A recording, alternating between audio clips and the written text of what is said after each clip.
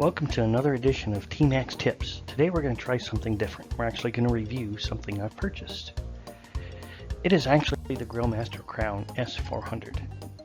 It was a special order from Lowe's. It came in an entire box. It was boxed very nicely. As you can see, the instructions are great. It was fairly simple to assemble.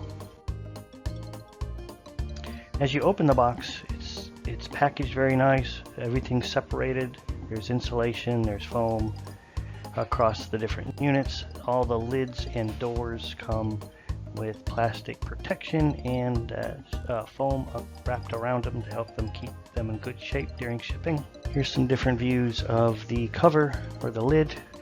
The actual parts are actually inside the grill. You would lift the lid open. Be careful because it's not attached yet, so you could flip it off. But everything is assembled in the boxes inside the grill. And once you open that up, take it apart, to the right you can see all the components from the casings to the grills to the fireboxes and the tubes and rotisserie components that it came with. To assemble, you actually start with the bottom unit. So it's placed upside down. It comes with the screws already attached. These just slide in and clip in, and you tighten the screws. Then you place the bottom on top and you fasten with 8 screws on the sides. And then you put the firebox on it. One tip to note is I cut my carton apart, but the instructions say don't do that because you can actually use it as a table to help assemble the firebox to the bottom of the unit. It actually lifts it up so you're not bent over. The other thing that wasn't a little clear was this little firebox here down here on how to mount that and plug in the different igniters. So that goes to the side. Once you figure that out, that's fairly easy, and then you route the wires. I tie wrapped them up here next to the gas hose.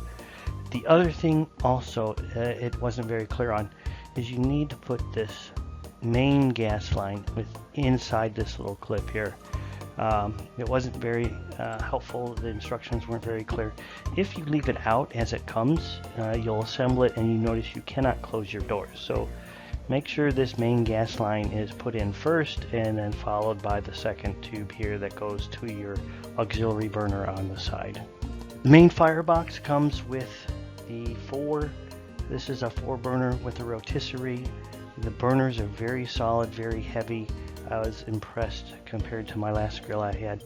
Also, it comes in the bottom. You put these little drip casings above the firebox as well, and then on top of that you load the dripping casings. They call it the flavorized layer or whatever Grill Master calls that.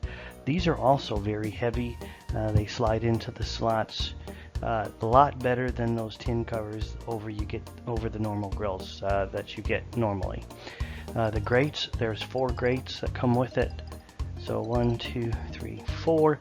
They're fairly decent. I thought they might be a little light, but they've turned out very well. You can either put them with the points up, or you can flip them over so the grooves are down, and that retains some of the drippings, I guess, for additional flavor. I just left mine all pointed up because I felt that was better to keep it a little bit cleaner and prevent the rust and corrosion buildup in the future. For your side burner, there is a little hose that you plug in here, and there's a little clip. Make sure you get that in far enough and clipped in well enough, and then you attach your igniter wire as well that comes from that box that I previously talked about.